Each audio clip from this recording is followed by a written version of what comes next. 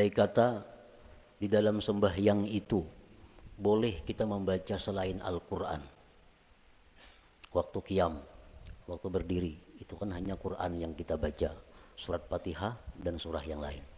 Andai kata boleh diganti dengan yang lain, niscaya kitab hikam ini patut dijadikan penggantinya.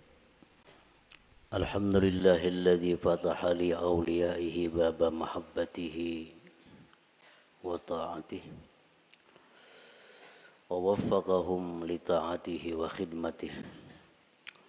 Ashhadu an la ilaha illallah wahdahu la syarika lahu fi uluhiyyatihi wa rububiyyatihi wa ashhadu anna sayyidana Muhammadan abduhu wa rasuluhu khairu khalqihi. Allahumma salli wa sallim wa barik ala sayyidina wa maulana Muhammadin khairi khalqihi wa ala alihi wa ashabihi wa azwajihi wa dzurriyyatihi wa atba'ihi, amma ba'du. Yang kita hormati dan kita cintai para habaib dan para alim ulama, para muhibbin, hadirin hadirat rahimakumullah. Pertama-tama kita panjatkan puji dan syukur yang setinggi-tingginya kehadirat Allah Subhanahu wa taala yang mengumpulkan kita di tempat ini untuk berzikir, mengingat Allah dan mengucapkan kalimah-kalimah thayyibah lainnya. Kita berharap kepada Allah agar di dunia ini selalu dikumpulkan dalam kebaikan dan takwa, dan di akhirat nanti dikumpulkan bersama-sama dengan junjungan kita Rasulullah sallallahu alaihi wasallam. Salawat dan salam kita haturkan kepada junjungan kita Nabi besar Muhammad sallallahu alaihi wasallam dan kepada seluruh keluarga, para sahabat, zurriyat dan pengikut beliau sampai hari akhir nanti. Para muhibbin rahimakumullah, sebelum kita membaca kitab Al-Hikam, terlebih dahulu kita mengenal bahwa kitab Al-Hikam ini dikarang atau disusun oleh seorang waliullah, yaitu Ahmad bin Muhammad bin Abdul Karim bin Abdurrahman bin Abdullah bin Ahmad bin Isa bin Husain ibni Athaillah,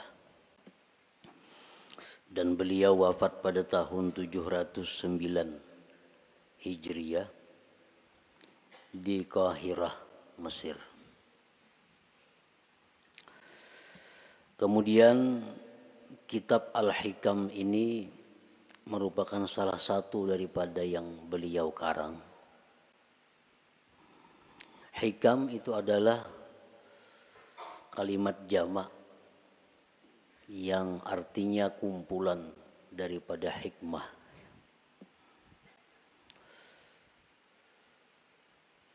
Syekh Muhammad Hayat As-Sindi mengatakan bahwa di dalam hikam itu ada 264 hikmah. 264 hikmah itu terkumpul di dalam satu kitab sehingga dinamai kitab itu adalah Al-Hikam. Nah, mengenai hitungan berapa hikmah yang ada di dalam kitab Al-Hikam itu bermacam-macam para ulama menghitungnya. Ada yang mengatakan jumlah hikmah yang ada di dalam hikam itu berjumlah 264. Ada yang mengatakan 275 dan ada yang mengatakan lain pada yang demikian. Sebagaimana para ulama tidak sama pendapatnya tentang menghitung jumlah ayat-ayat yang ada di dalam Al-Quran. Ada yang mengatakan 6.666, ada yang mengatakan lain daripada itu. Para muhibbin rahimakumullah, kemuliaan dan kehebatan kitab Al-Hikam ini sampai-sampai dikatakan oleh sebahagian ulama, lau jazatis salatu bi syai'in ghairal Qur'an la jazat bi hikam ibni Athaillah. Andai kata di dalam sembahyang itu boleh kita membaca selain Al-Qur'an, waktu qiyam, waktu berdiri, itu kan hanya Quran yang kita baca, surat Fatihah dan surah yang lain.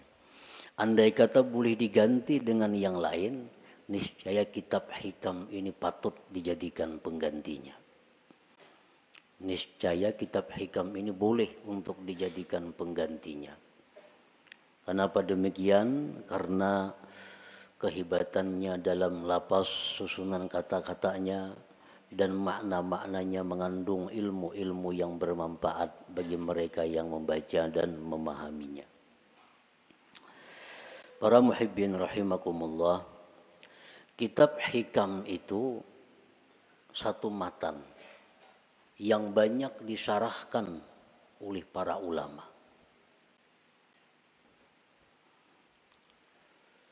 Berpuluh-puluh macam kitab syarah Hikam. Intinya adalah menguraikan seluas-luasnya apa yang terkandung di dalam hikmah per hikmah yang ada di dalam kitab Hikam itu.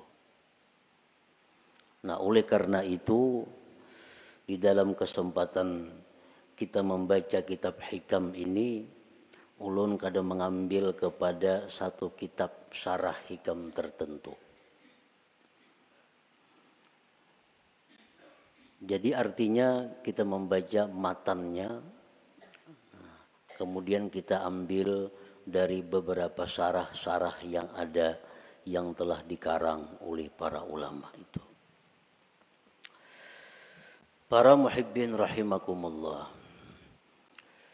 Al-hikmatul ula, hikmah yang pertama di dalam kitab Hikam, min alamatil i'timad 'alal amal nuqsanur raja inda wujudiz zalal. Nah, ini kalimat hikmah yang pertama di dalam kitab Hikam itu. Min alamatil i'timad 'alal amal nuqsanur raja inda wujudiz zalal. Artinya, sebagian daripada tanda berpegangnya seseorang dengan amal, berkurangnya mengharap rahmat Allah ketika adanya kesalahan pada dirinya.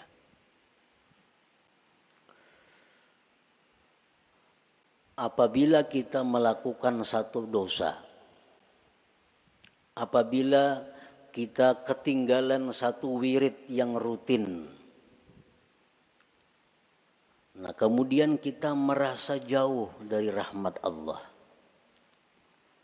kita merasa jauh daripada kasih sayang Allah, itu menunjukkan bahwa kita namanya berpegang dengan amal.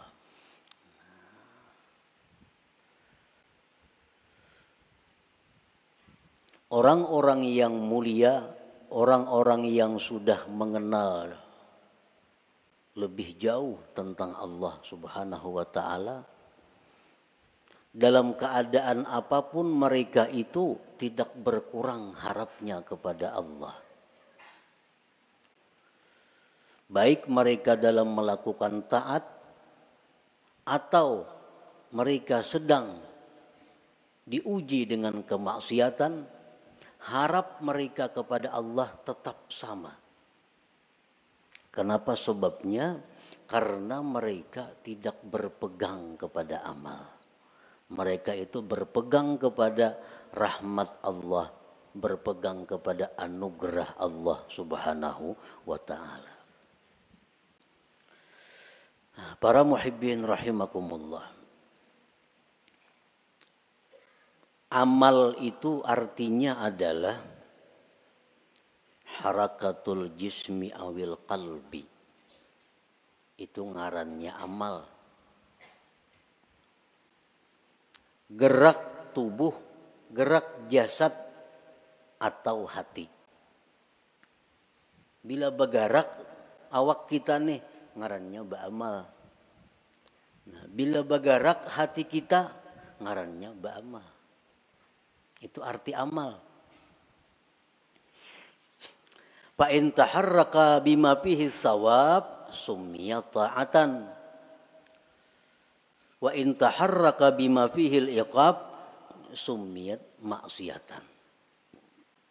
Apabila gerak badan kita atau gerak hati kita itu ada pahalanya, itu ngarannya taat. Apabila gerak badan atau hati kita itu mengakibatkan kita disiksa, ngarannya maksiat. Jadi maksiat itu beramal juga. Mau kuat badan itu beramal jar. Orangnya penjudi. Kawah jadi padahal kan pak amalnya. Karena amal itu artinya gerak badan atau gerak hati. Bila bapahala ngarannya taat, bila maksiat ngaran, bilanya disiksa ngarannya maksiat. Itu arti amal. Para muhibbin rahimakumullah. Kemudian yang kita fokuskan perhatian kita adalah amal yang mendatangkan sawab, pahala atau taat. Kita tinggalkan amal yang mendatangkan siksa, yaitu maksiat. Nah, amal taat ini ada 3. Amal taat itu ada 3. Pertama ada amal syariat ngarannya. Yang kedua ada amal tarikat. Yang ketiga ada amal hakikat. Ini ketiga-tiganya adalah taat. Ketiga-tiganya adalah taat. Baik amal kita ini syariat, baik amal kita ini tarikat, atau amal kita itu hakikat, itu sama-sama mendatangkan pahala.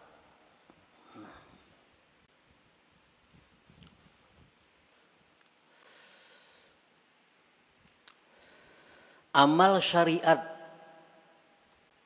untuk apa?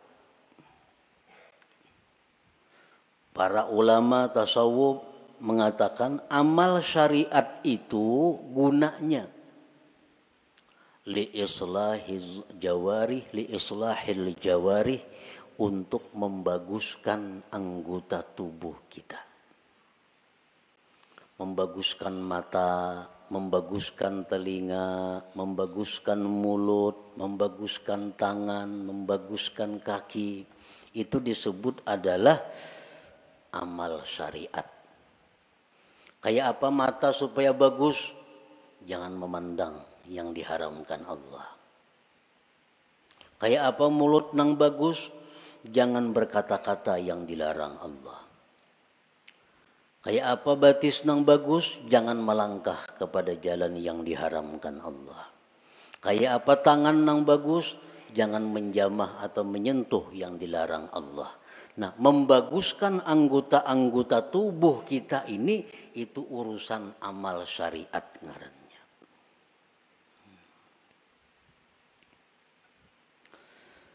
Wa amalut tariqah li islahil qulub. Sedangkan amal tarikat itu untuk membaguskan hati.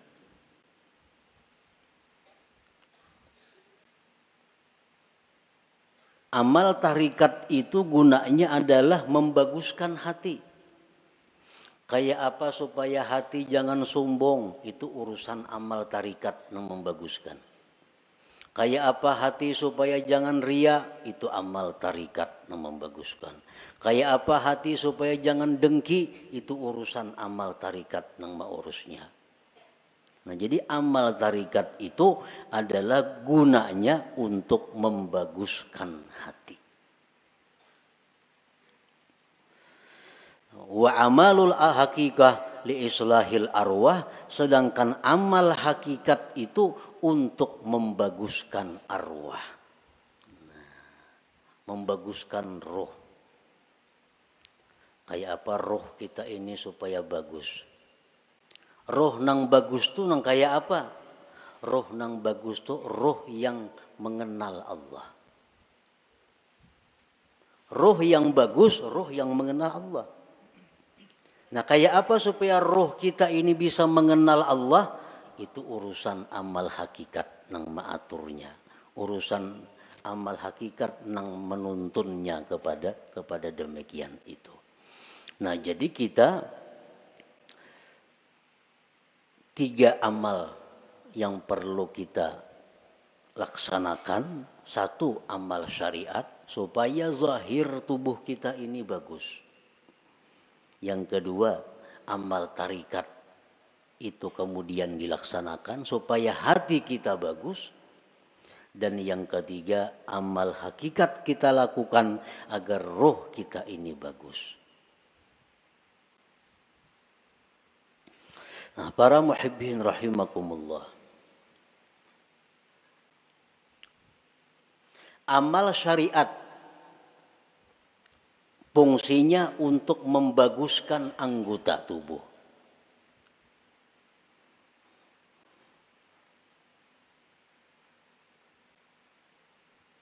Amal syariat fungsinya untuk membaguskan anggota tubuh.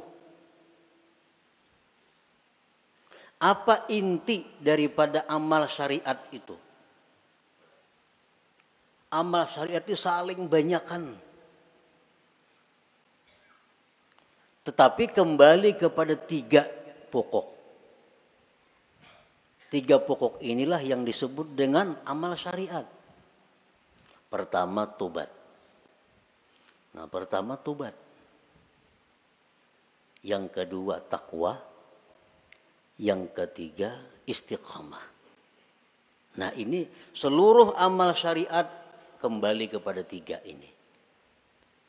Tobat, kemudian takwa, kemudian istiqamah.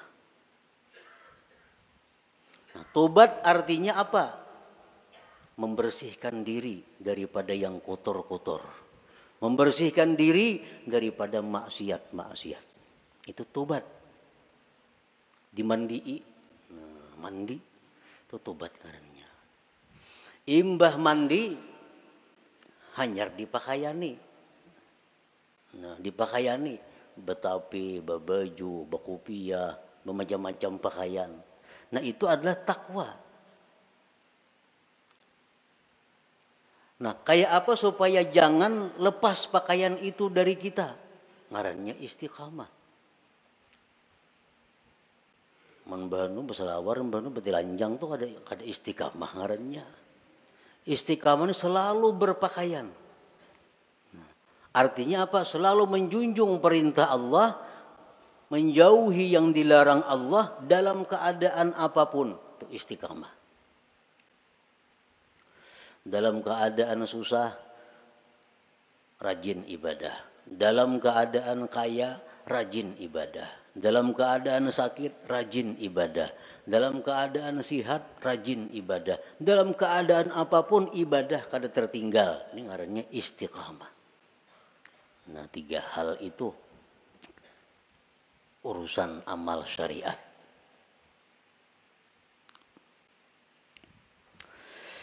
Nah, kemudian amal tarikat. Banyak banget tarikat itu amalannya. Tetapi intinya kembali kepada 3. Supaya hati kita ini bagus. Pertama, ikhlas. Ikhlas. Yang kedua, sidik. Yang ketiga, tumakninah. Nah, ini intinya. Seluruh amal tarikat buliknya kenang 3 ini. Bila yang 3 ini bisa kita laksanakan, maka kita sudah mempunyai amal tarikat ngarannya. Berarti sudah punya hati yang bagus. Pertama, ikhlas. Nah, yang kedua, sidik. Setiap orang sidik pasti ikhlas. Orang ikhlas belum tentu sidik. Jadi sidik itu lebih tinggi kedudukannya daripada ikhlas.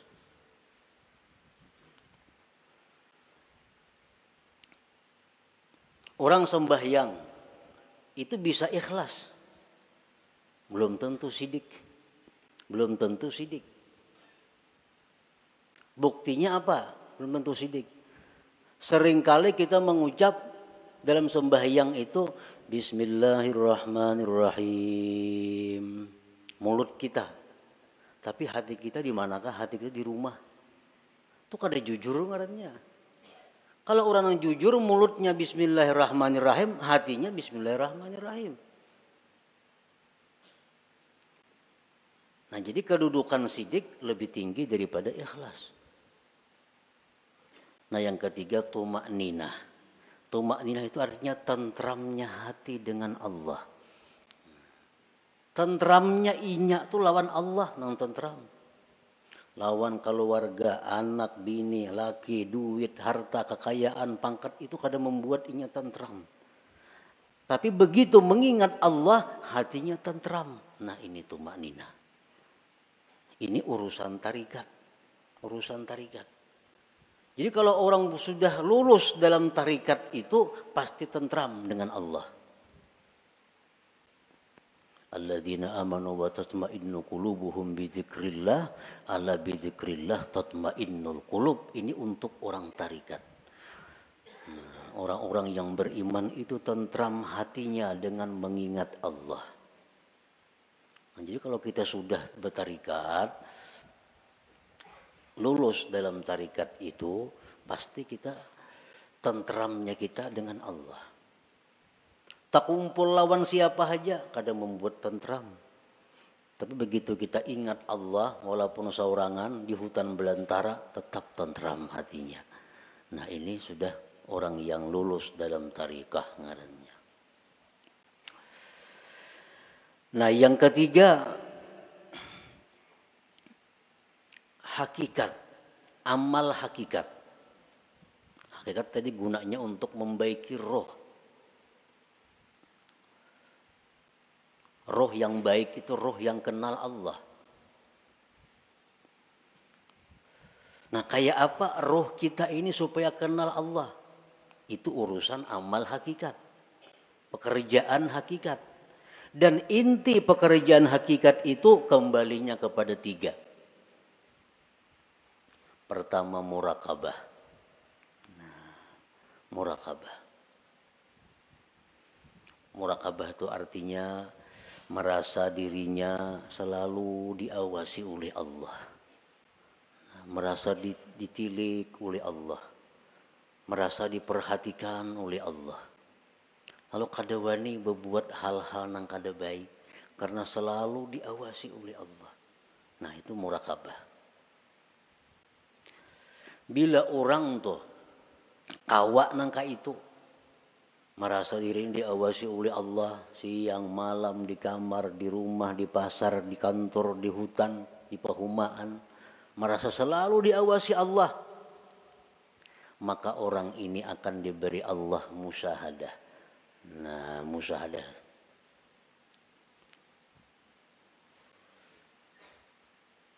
Bila orang itu sudah musyahadah lawan Allah, ngarannya ma'rifat lawan Tuhan. Jadi amal hakikat ini 3, murakabah, musyahadah, ma'rifat. Itu amal hakikat ngarannya.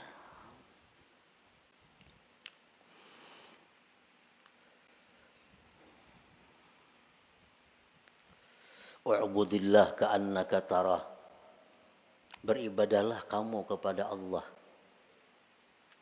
seolah-olah engkau itu melihat Allah. Nah, itu musyahadah. Beribadahlah engkau melihat Allah. Itu musyahadah ngarannya. Tapi fa illam takun tarah, jikalau engkau belum mampu melihat Allah, fa innahu yarak, Allah melihat engkau. Nah, itu murakabah ngarannya. Kalau kita merasa dilihat oleh Allah siang, malam, bisukan, kamarian, dimanapun merasa dilihat oleh Allah, itu ngarannya kita murakabah. Satu saat kalau kita terus menerus demikian, kita akan musyahadah. Kita akan musyahadah. Bila musyahadah tuh diberi ma'rifat ujung-ujungnya. Nah, amal hakikat itu 3 macam. Muraqabah, musyahadah, ma'rifah. Nah, para muhibbin rahimakumullah. Jadi amal ada 3. Amal syariat, yang pertama kita laksanakan amal syariat. Tobat, takwa, istiqamah. Supaya apa? Zahir tubuh kita bagus. Yang kedua, amal tarikat. Supaya hati kita baik. Dengan apa? Ikhlas, jujur, tumakninah. Tentram dengan Allah. Yang ketiga, amal hakikat. Supaya roh kita ini baik. Muraqabah, musyahadah, ma'rifat. Para ulama sufi mengatakan la yasihul intiqal ila maqamin hatta yuhaqqika ma qablah. Tidak sah seseorang itu berpindah ke suatu makam, ke suatu amal, ke suatu perbuatan sebelum memantapkan sebelumnya. Sebelum mantap nang pertama jangan berpindah. Nang pertama apa tugas kita? Syariat. Amal syariat. Nah, jangan hendak masuk ke amal tarikat amun ini belum mantap. Jadi apa yang harus kita mantapi terlebih dahulu? 3 perkara. Tobat, takwa, istiqamah. Nah 3 ini diurus. Bila 3 ini kita sudah mantap, nah hanya kita naik ke amal tarikat. Pertama tobat. Jadi pengertian tobat ini jangan kita beranggapan bahwa nang batubat itu orang-orang periman nang perlu kada. Kita ini perlu kepada tobat. Jangan dianggap orang nang tengah jalan itu nang harus batubat. Jangan orang-orang nang kada karuan itu kita anggap inya perlu batubat. Sebenarnya kita sendiri mesti selalu tobat. Kita tiap hari mesti tobat. Kita merasa kadang-kadang orang aja yang perlu batubat, seorang kada perlu asa baik. Nah ini nang kada mau naik kelas. Umuran itu aja. Kenapa? Karena bila merasa tubat orang nang perlu betubat, seorang ini asa bujur sudah. Pada tubat itu perlu setiap orang. Walaupun lain-lain bentuk tubatnya. Sebagian orang ada yang mesti tobat daripada kafir. Sebagian orang ada yang perlu tobat daripada dosa besar. Sebagian orang ada yang perlu tobat dari dosa kecil. Sebagian orang ada yang perlu tobat daripada makruh. Tobat daripada khilaful aula yang kurang baik. Jadi setiap manusia dengan tingkatan apapun itu mesti tobat.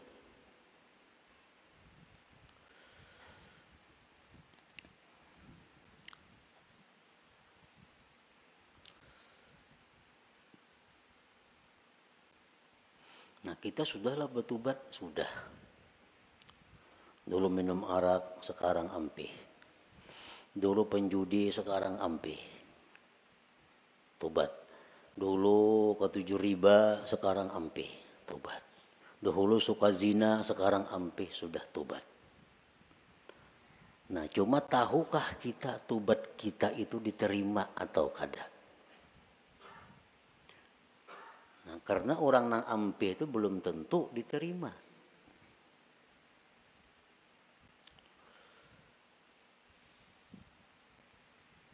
Intinya adalah diterima. Apakah tobat kita itu sudah diterima oleh Allah atau belum? Nah ini yang kada tahu. Maka kita kada boleh naik ke suatu makam, ke suatu tingkatan sebelum memantapkan tingkatan yang pertama, hanyar tingkatan yang kedua, mantap nang kedua, hanyar naik ke tingkatan nang ketiga. Selama kita belum biris tingkatan syariat, kada akan bisa kita mengaji ilmu tarikat. Mengaji bisa, paham bisa, memakai pasti kada kawa. Memakai pasti kada kawa. Mau kada kawa.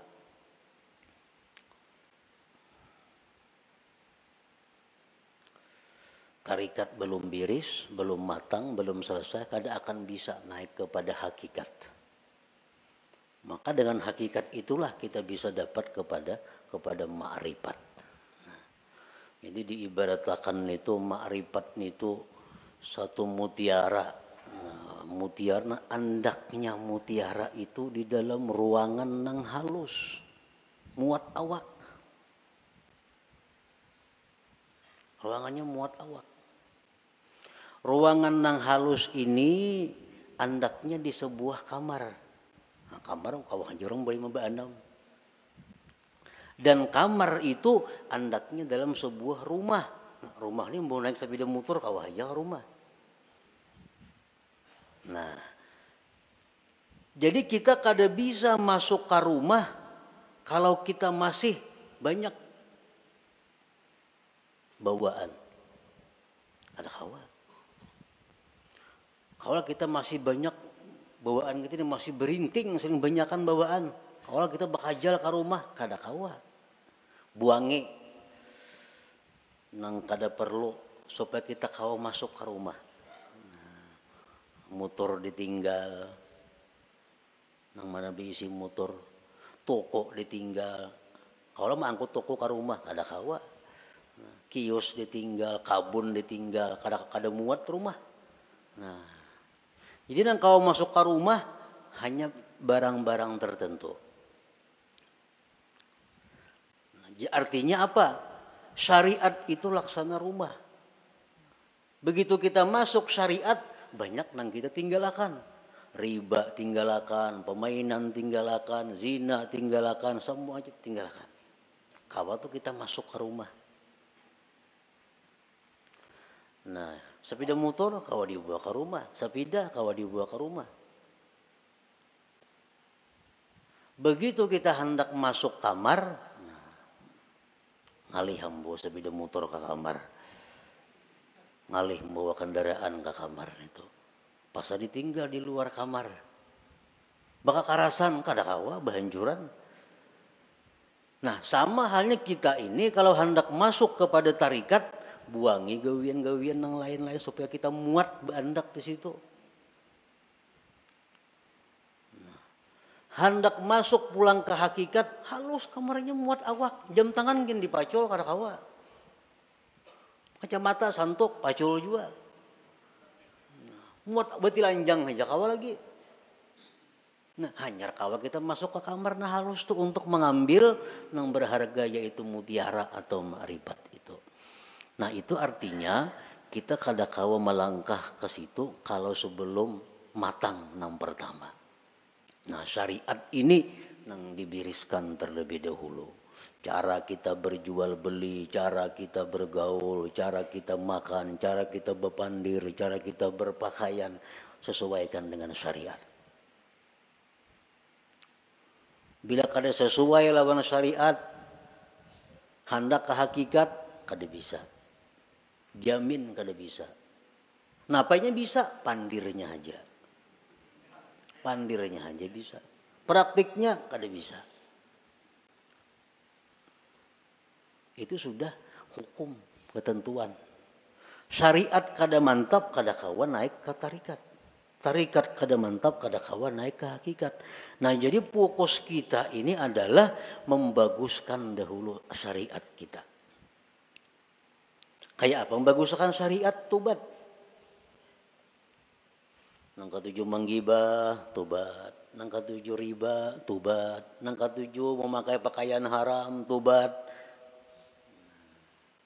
Imbah kita tobat itu perlu diteliti, perlu dipikirkan. Tobatku ini diterima juga kah, kada kah? Selama kita belum ada ketentuan tobat ini diterima atau kada diterima, hati kita masih kada nyaman, hati kita masih kada tentram. karena belum ada kepastian tobat atau kada tobat.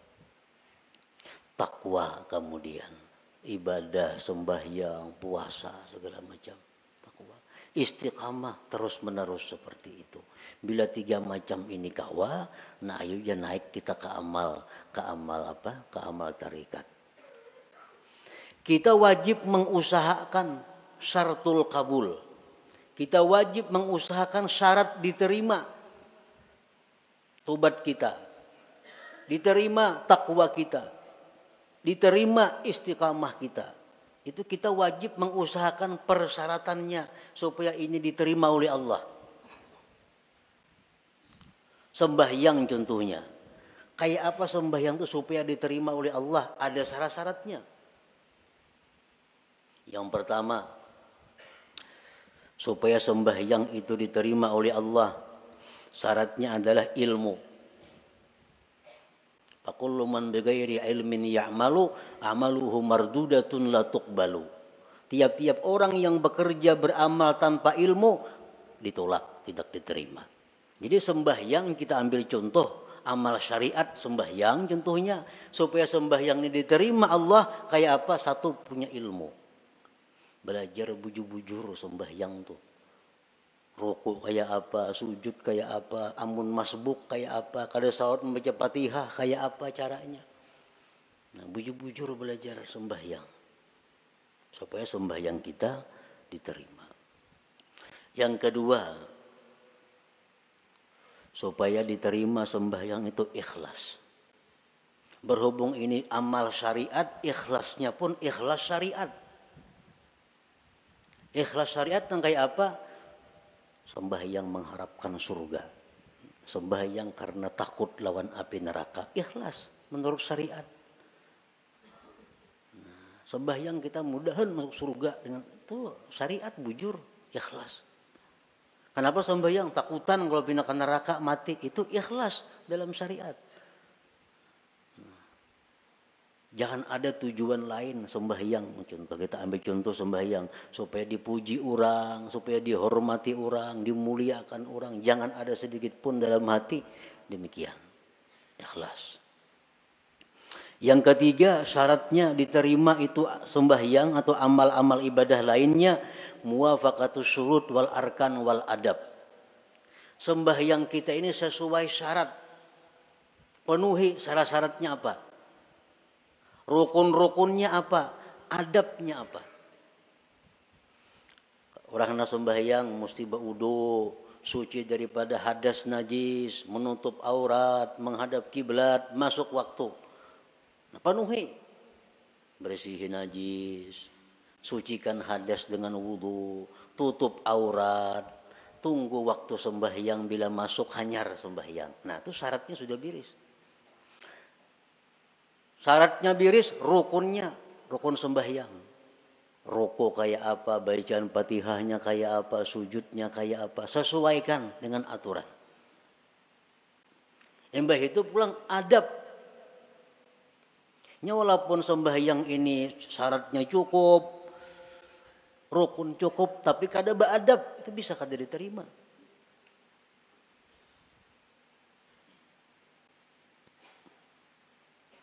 Sesuaikan adabnya.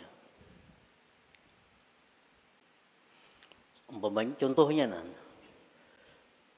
contohnya sembahyang bakaca pinggang. Allahu Akbar. Nah, bakaca pinggang. Ini lawan syarat kada bertentangan. Lawan rukun kada bertentangan. Tapi adab bertentangan. Allah kada menerima sembahyang kayak ini. Harap tinggi Tuhan sembahyang kayak itu. Allahu Akbar. Nah. Jadi adab sembahyang termasuk nang sunat-sunat dalam sembahyang dilaksanakan. Yang keempat, ada mubtilat wal mukrihat wal makruhat. Tidak ada yang membatalkan dan yang dibenci Allah. Sembahyang atau ibadah kadang yang membatalkan, kadang yang dibenci Tuhan. Kita gawi semua nang sunat, jauhi nang makruhnya. Yang kelima, Al-halal fima yata'allaqu bih. Halal pada sesuatu yang berhubungan dengannya. Nah, pada berhubungan, makan, minum untuk tenaga, pakaian, tempat. Itu mesti halal. Rasulullah bersabda, man akala luqmatan min haram lam tuqbal minhu salatu arba'in lailah. Orang yang makan satu suap daripada makanan yang haram tidak diterima sembahyang 40 malam. Sasuap tuh kita makan nang haram 40 malam sembahyang kita ditolak Allah. Sepiring berapa suap?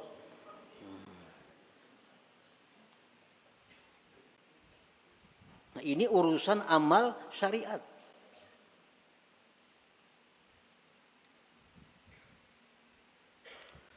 Pakaian kita mesti halal. Rasulullah SAW bersabda, man ishtara sauban bi ashri darahim bi samanihi dirhamun haram lam yaqbalillah salatahu ma dama alaihi minhu syai. Barang siapa nukar pakaian 10 dirham, 1 dirham ada yang haram, kada Allah terima sembahyangnya selama itu masih ada. Nah, jadi kalau amal syariat ini kita biriskan dan kita usahakan syarat diterima oleh Allah, nah hanya kita melangkah ke amal hak tarikah. Hanya ke amal tarikah. Para muhibbin rahimakumullah. Imam Ahmad ibnu Athaillah tadi mengatakan, termasuk tanda orang yang berpegang dengan amal, kurangnya berharap kepada Allah ketika terjadi maksiat pada dirinya. Nah, sekarang kita tadi beramal. Tobat sudah kita laksanakan. Syarat-syarat untuk diterima sudah kita laksanakan. Takwa sekarang ini kita laksanakan. Istiqamah kita laksanakan. Jangan sekali-kali kita berpegang, kita condong, kita gembira dengan tobat, takwa, dan istiqamah itu. Jangan sekali-kali kita berpegang, jangan sekali-kali kita bersandar, jangan merasa gembira dengan tobat, takwa, dan istiqamah tadi. Kenapa sebabnya? Karena takwa, tobat, istiqamah itu bagian amal syariat tuh. Itu kada akan bisa memasukkan kita ke dalam surga. Kada perlu kita gembira dengan itu. Lalu apa nang kita gembirakan? Nang kita banggakan, nang kita gembirakan itu adalah rahmat Allah nang datang kepada kita sehingga kita bisa tobat, bisa takwa, bisa istiqamah. Nah, rahmat Allah ini nang kita gembirakan, bukan takwanya. Nah, bila kita menggembirakan dengan takwa yang kita lakukan, ngarannya berpegang dengan amal. Bila orang berpegang lawan amal itu, lawan Tuhan turun naik. Bila banyak maksiat, asa jauh lawan Tuhan. Bila berbuat taat, asa parak lawan Tuhan. Padahal Tuhan tuh ada berjauh berparak sebenarnya. Nah, di situ kelemahan tauhid kita. Kenapa kita bila berbuat maksiat, asa jauh lawan Tuhan. Berbuat taat, asa parak lawan Tuhan. Karena kita berpegang lawan amal. Jika kita berpegang dengan rahmat Allah, apapun keadaan kita selalu dekat dengan Allah. Baik dalam maksiat kita dekat dengan Allah. Waktu taat dekat lawan Allah. Karena kita berpegang lawan Allahnya, bukan dengan amal kitanya. Nah, ini min alamatil i'timad 'alal amal nuqsanur raja inda wujudi zalal. Rasulullah SAW bersabda, la yadkhula ahadukumul jannah bi amalihi. Seseorang kamu, ujar Nabi, selamanya tidak akan bisa masuk surga dengan amalnya. Nah, buat apa kita berpegang lawan amal? Buat apa kita gembira dengan tobat? Gembira dengan takwa? Gembira dengan sembahyang? Nah, apa gembira akan? Itu kadang membawa ke surga, ujar Nabi kita. Qalu wala anta ya Rasulullah, qala wala ana. Aku pun ya Nabi, amalku kada bisa masukkan aku ke surga. Illa ayyatagammadani Allah birahmatih, kecuali Allah yang meliputkan aku dengan rahmatnya. Nah, rahmatnya ini yang kita gembirakan. Oh, kita gembira, kita suka tobat sebab Allah memberikan rahmat kepada aku. Bukan dengan tobatnya kita gembira, tapi dengan rahmat yang diberikan Allah kepada kita. Nah, itu yang kita pegang. Bila kita memegang rahmat Allah, kita kadang akan berubah dengan Allah dalam keadaan taat atau dalam keadaan maksiat. Nah, inilah inti daripada yang dimaksud dalam hikmah yang pertama Imam Ahmad Ibnu Athaillah, min alamatil i'timad alal amal nuqsanur raja inda wujudiz zalal. Tanda orang yang berpegang dengan amal, kurang berharap, rasa jauh bila mana dia maksiat kepada Allah. Padahal kada boleh itu. Jadi kita dalam taat dekat dengan Tuhan. Kita waktu maksiat pun jangan merasa jauh lawan Tuhan. Tetap dekat dengan Tuhan. Karena maksiat taat itu adalah bagian daripada amal. Amal kada perlu kita pegang. Yang kita pegang adalah Allah, rahmatnya dan anugerahnya. Nah, kemudian sesudah itu al-hikmatus saniyah, hikmah yang kedua daripada Imam Ahmad Ibnu Athaillah, iradatuka tajrid ma'a ikamatillah iyyaka bil asbab minasyahwatil khafiyah wa iradatukal asbab ma'a ikamatillah iyyaka bit tajrid inhitatun anil himmatil aliyah. Nah, itu kita baca insyaallah pada minggu yang akan datang.